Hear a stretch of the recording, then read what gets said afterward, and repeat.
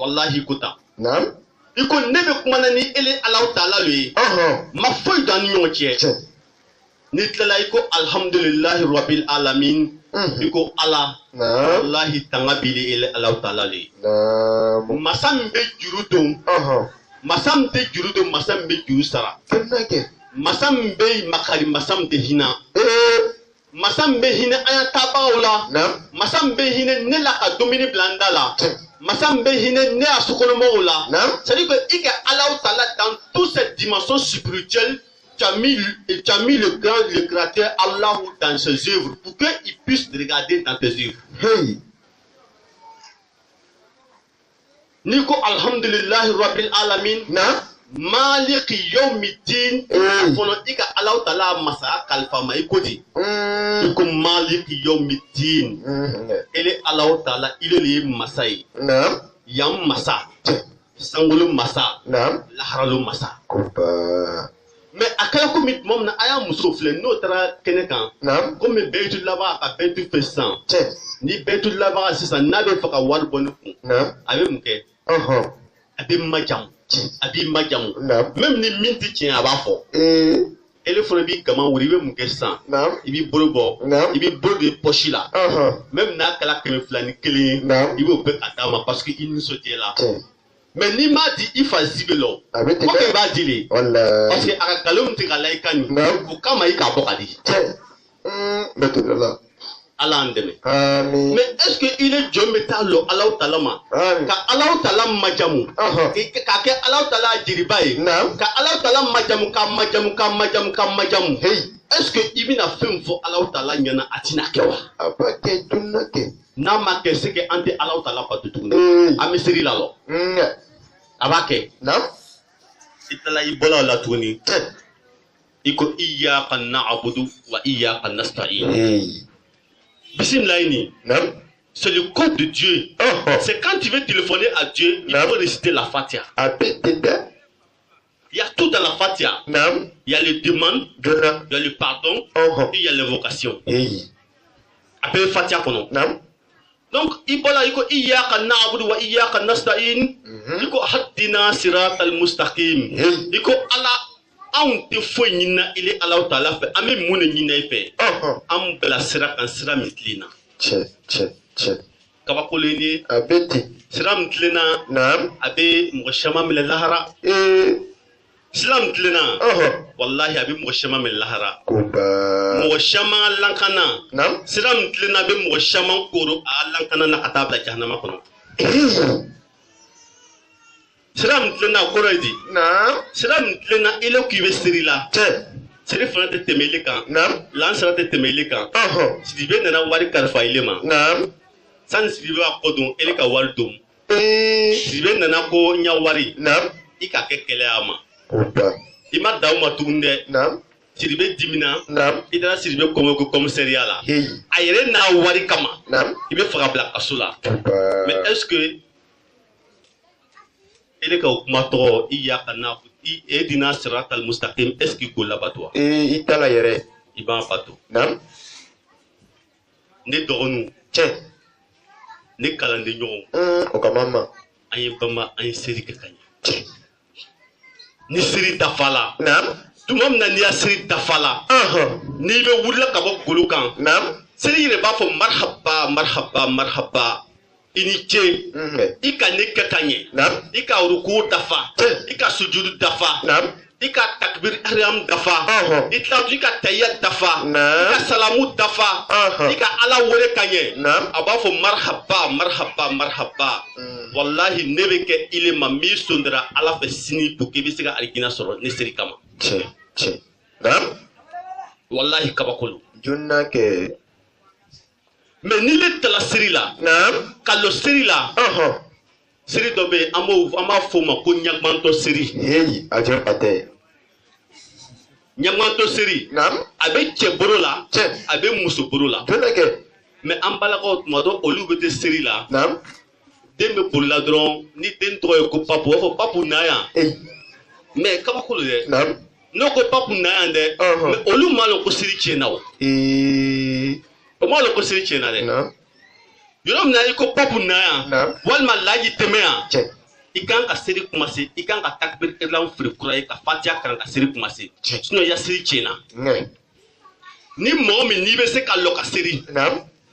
n'i sigila ka seri Ɔhɔn. i ya seri tiɲɛna A ma minɛ. mɔgɔ min n'i bɛ se ka sigi ka seri ni Alahu Taala ma lɔ nɔgɔya i ye Ɔhɔn. Alahu Taala ko k'i ye den ka seri Naam. i bɛ se k'i den kogo la Tiɲɛ. i bɛ seri A bɛ ten. mais ni Alahu Taala nana jangaro bila i la i tɛ se ka lɔ i tɛ se ka den Naam. Alahu Taala ko k'i bɛ se ka sigi ka seri Tiɲɛ.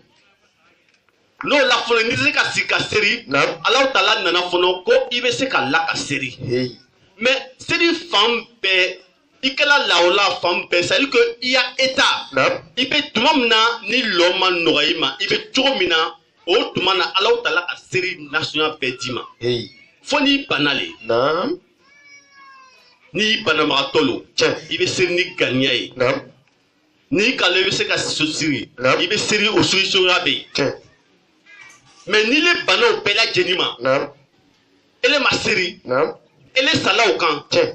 mais ele min bɛ y'a voisin ale k'a lɔn k'i ma seri Naam. mais a ka témoigner ko i seri la Hey. laharalon Alahu Taala b'a fɔ k'i le ka témoignage ta Hey. ni muso nin kan a tun tɛ seri Hey. walima ni cɛ nin kan a tɛ seri Naam. mais o témoignage tɔgɔ nin Ɔhɔn. même ni la baara bɛɛ lajɛlen ɲɛna Tiɲɛ. o témoignage tɔgɔ nin b'i bila jahanama kɔnɔ Koba. musalaka tɛ silamɛya la dɛ Naam. soit i b'a kɛ soit i b'a to yen Tun na kɛ.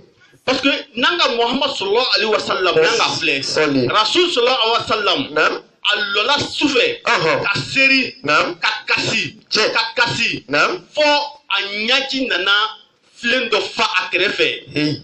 o tuma na a ka mun de fɔ a m'a fɔ k'a muso Tiɲɛ. a m'a fɔ k'a den Tɛ. a m'a fɔ ko diɲɛ Naam.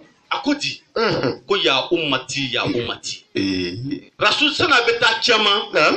a ka min fɔ a y'a kumakan denne min ka fɔ Ɔhɔn. ko a ye ne ya sunna ani kuranna a y'o kɛ a tericɛ ɲɔgɔnmaw ye Naam. mais rasul la sunna ye juma ye Ɔhɔn. o ye seli Naam. seli bɛ komi silamɛya la Naam. n'i bɛ fɛ ka taa yɔrɔ dɔ la Tiɲɛ. n'i k'i bɛna taa heji la Naam. i bɛ mun de kɛ ban Mhm. i bɛ taa passeport de kɛ Tun na. mais ni passeport t'i bolo est ce que visa bɛ se ka bila i ya passeport A la tɛ ku i la. donc seli ye an n'u ya passeport le ye Naam. tant que n'i ma passeport sɔrɔ Naam. i ya kuma tɔw Mhm. hali n'i ka misiri jɔ Naam. hali n'i ka diɲɛ bɛɛ kɛ misiri ye Naam. hali n'i ka diɲɛ bɛɛ kɛ i bɛ hinana misikinaw la Naam. hali n'i ka diɲɛ bɛɛ kɛ i bɛ bɛɛ lajɛlen domini na Naam. walahi n'i ya seri ma dafa n'i ya seri ma ɲɛ Naam. i ya baara tɔw tɛ filɛ a tɛ filɛ dɛ Allah kosɔn.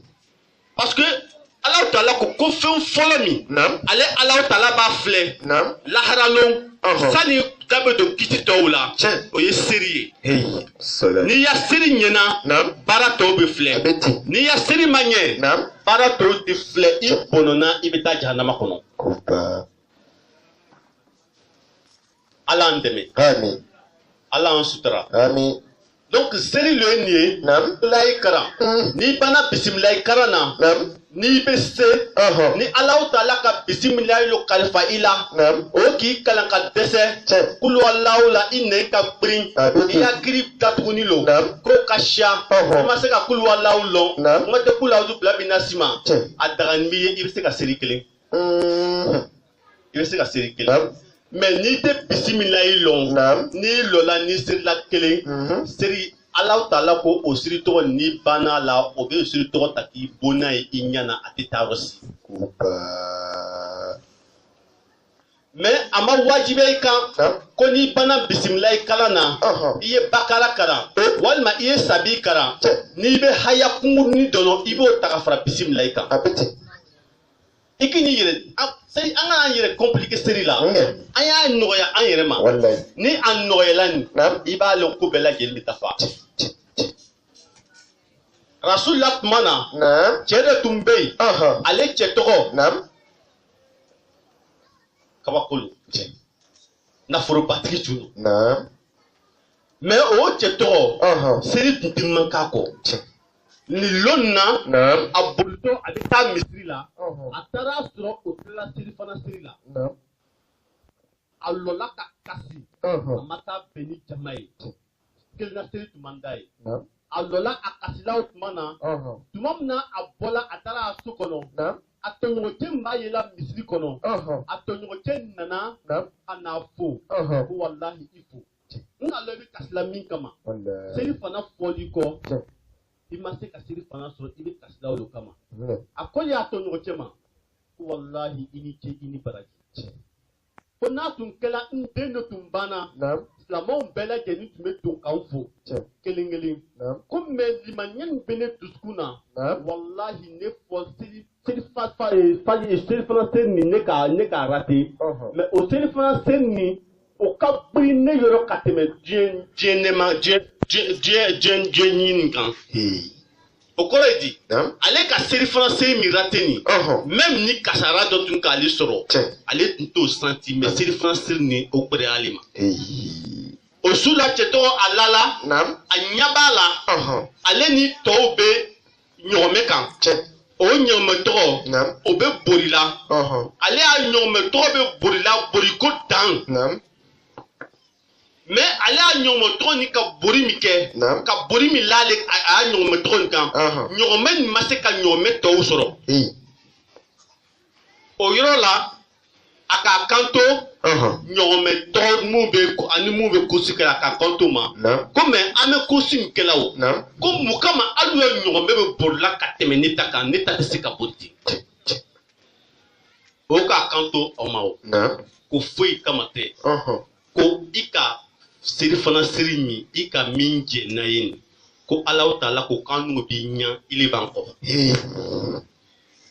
mais cheto a wurla utmana we a soro nankoto tuma fe o nankato ni adena yiri de façon bela jen ma kono mais aka yiri de bela jen tige wallahi adona dugu kono aka ke saraka ye ko ale ba nyini Allah taala fe buke ale be se ka jurumu yafa a jurumu be se ka yafa tromina fen ka ale retardé ale ma se kana seri fana soro ale be mangoro ni nanko man fen bela jen di buke ale jurumu se ka yafa Allah taala fe mais aye ala modo fle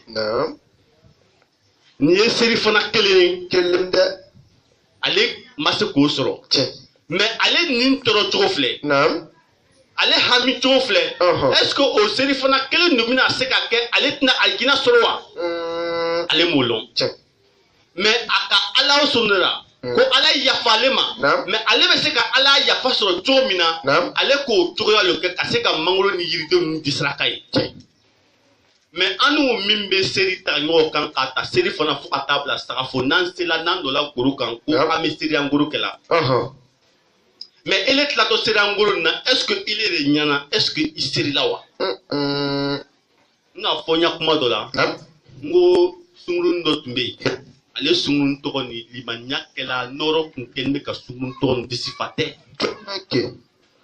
sungurun to ni anyama boss tanga wuri do fe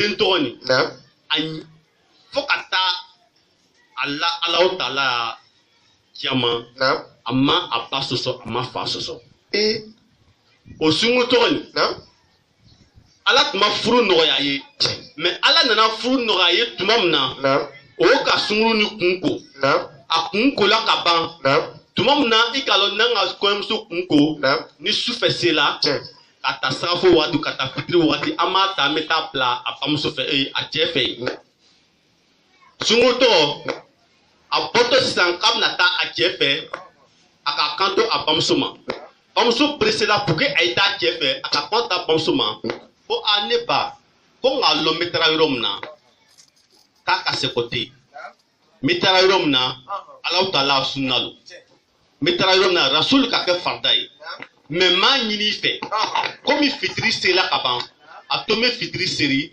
au bien de la saran qui fait comme ça il est taillé mouillé autrement elle est clé à la loi elle est en bas la paulo me furu minina sans joli en so le balo qui vient série il ça ta série qui fait ya kaba ko lamba la fau loko ni la film ka ko ni la ka abetinde ala njuru ya fa donc à quel temps dinka akafa ka serigita Naam. aka fitiri seri Nge. a tola fitiri seri la Naam. aka takbir ilam firi Che.